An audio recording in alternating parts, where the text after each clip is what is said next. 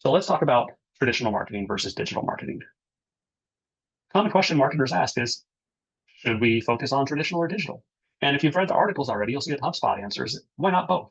We'll unpack what each traditional and digital marketing entails, weigh the pros and cons of both of those, and explore how they might work together. So let's start off with what are traditional and digital marketing.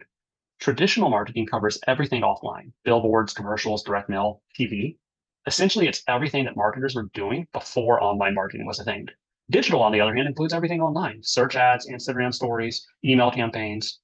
Both traditional and digital aim to reach and influence customers, but they do it through different channels.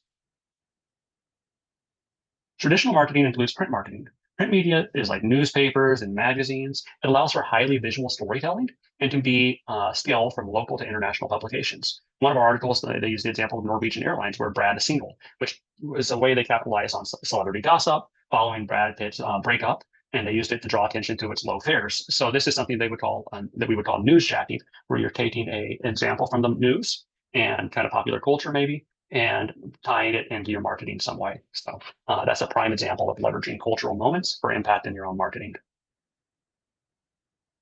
Right. So now we have traditional marketing, like broadcast marketing, which focuses on TV and radio, aiming to build awareness through repeated exposures. This is one of the most iconic broadcast ads from when I was a kid, and it was 1984. I was just a wee 4-year-old boy, and the catchphrase "Where's the beef?"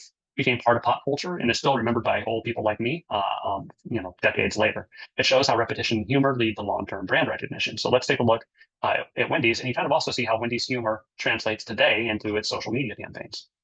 And of course, it's not playing the video. Okay, so I will just have to put a link to that video. Okay. All right, direct mail involves sending marketing materials directly to homes, like postcards, flyers, and catalogs. One full example comes from IKEA, where they included a pop-up miniature version of a side table and its catalog. The campaign was successful because it cleverly mirrored IKEA's signature flat package approach, and it transformed the catalog itself into a hands-on experience that people remembered. And when people, there's an effect called the IKEA effect that was uh, um, coined by Dan Riley. He's a professor of marketing over at Duke. And he said that when people put things together themselves, like IKEA furniture, they tend to value it more and like it more. So by getting people to put together this little end table in their catalog, they're having a more positive experience with the catalog. And it's just a very cool, unique way of getting some direct mail not only noticed, but remembered.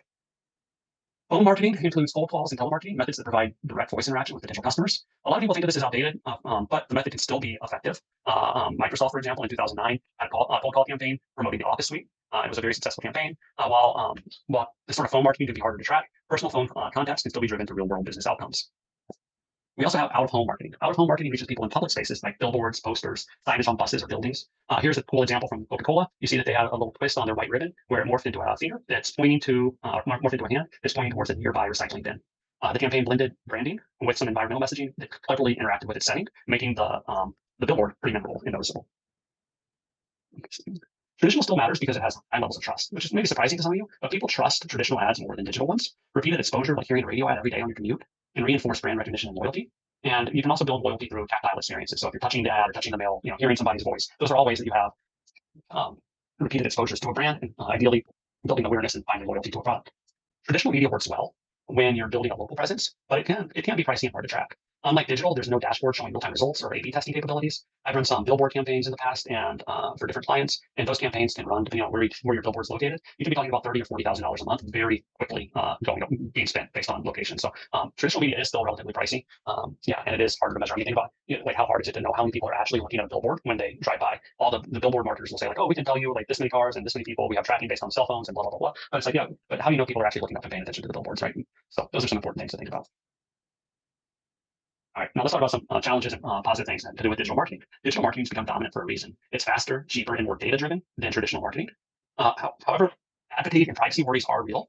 74% of people see data privacy as a basic human right, and they don't necessarily like having their data used, like their browsing data or information that's stored online about them. They don't like having that used in marketing campaigns to target them. So there's some challenges we face as digital marketers, and those are things that are being relatively fluid right now with different laws coming into play. So it's important that we pay attention to this sort of stuff and just understand that those, even though digital marketing can be a very effective tool, we do have some challenges ahead.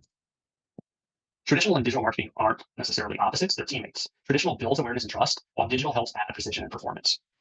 You want to combine both for maximum impact.